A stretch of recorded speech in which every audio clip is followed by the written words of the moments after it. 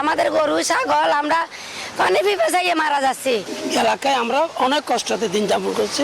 জমিন সবগুলো শেষ হয়ে গেছে, কি করবো আমরা, কোথায় যাব? দেশের বিভিন্ন জেলায় কমতে শুরু করেছে বন্যার পানি, পাশাপাশি ভেসে উঠছে ক্ষতচিহ্ন। ঘরে উঠানে কাদা, সড়কে আবর্জনার গন্ধ। কিছু কিছু এলাকায় এখনো পানিতে তলিয়ে আছে ঘরবাড়ি, রাস্তাঘাট। ত্রাণের জন্য হাহাকার, কমছে না বানভাসীদের।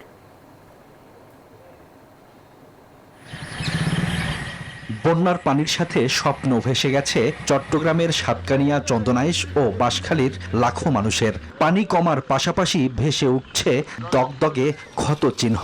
সাতকানিয়ায় এখনো ডুবে আছে ঘরবাড়ি, ভেসে গেছে গবাদি পশু, ফসলি জমি ও মাছের ঘের।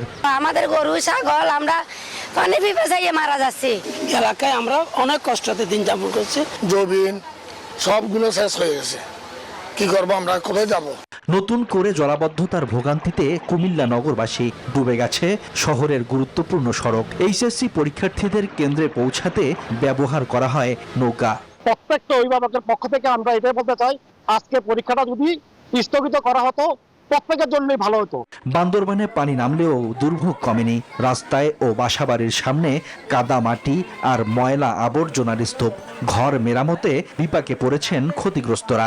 পানি নেমে গেছে এবং আশেপাশের মানুষ যে কষ্টে ছিল তার থেকে এখন আরো বেশি কষ্ট হয়ে গেছে। এই ময়লা আবর্জনাগুলো জমে যদি থাকে তাহলে নানান ধরনের পানিবাহিত রোগ, যেমন চর্মরোগ, কলেরা, টাইফয়েড, এই মহামারীর মতো রোগ হওয়ার সম্ভাবনা থাকে।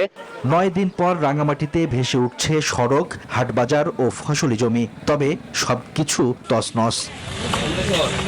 মৌলভীবাজারে বন্যা পরিস্থিতির কিছুটা উন্নতি হয়েছে। ধীরে ধীরে নিজ বাড়িতে ফিরতে শুরু করেছেন বন্যা কবলিত মানুষ।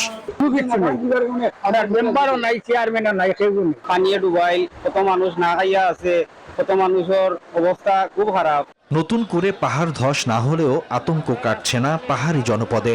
ত্রাণ বিতরণ ও বন্যা পরবর্তী চিকিৎসা সেবা দিতে প্রশাসনের পাশাপাশি কাজ করছে বিভিন্ন বাহিনীর সদস্যরাও।